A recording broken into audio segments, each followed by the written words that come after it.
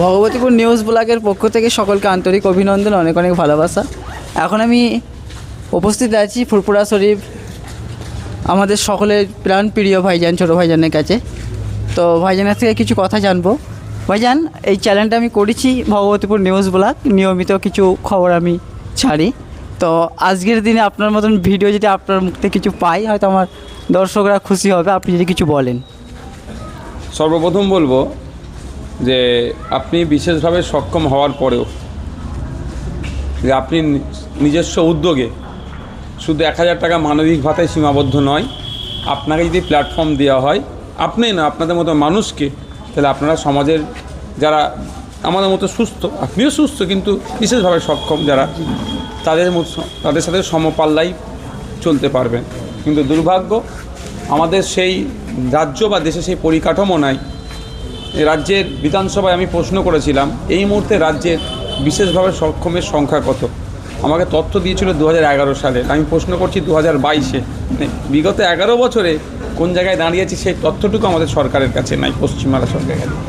তারপর আপনি যে ভগবতীপুর নিউজ ব্লগ নামে যে একটা চ্যানেল খুলে বিভিন্ন সময় খবর পরিবেশন করেন, আপনাকে ধন্যবাদ জানাই। আপনার এই প্রচেষ্টাকে আমি কুর্নিশ জানাই। আপনারা এগিয়ে যান, মূল স্রোতে আপনারা থাকুন, এই কামনা করি। আর ভাইজান, যে আপনি যে বললেন যে 1000 টাকায় হবে না, কিন্তু সবে বেড়েছে কিন্তু আমাদের বাড়িনি, এই বিষয়ে কি বলবেন? হ্যাঁ, মানবিক ভাতা 1000 টাকা করে দিচ্ছে যারা বিশেষভাবে সক্ষম। আমি তো এর সাথে সহমত নয়।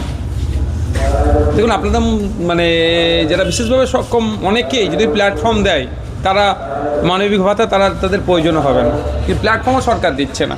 আচ্ছা, আমাদের মতো বাড়া দরকার। আমাদের মতো মানুষ অনেক তো যোগ্য আছে, তো তারা তো চাকরির যোগ্য। তো একদম এটা সরকার তো নোংরামি করছে। বিশেষভাবে সক্ষম যে সিট আছে, সেই সিটে এসসিদের জন্য লোকোমোটর, যেটা এসসিদের জন্য শুধু রিজার্ভ করে দিয়েছে, এখানে নোংরামি করছে। যে অর্ডার শিটে বলা হচ্ছে যে যারা বিশেষভাবে সক্ষম, তাদের মধ্যে আবার ধর্মীয় কোনো ভেদাভেদ থাকবে না, এসটি এসসি ওবিসি মাইনরিটি থাকবে না, সবাই এক ক্যাটাগরি, কিন্তু সেখানেও রাজ্য সরকার দুর্নীতি করছে।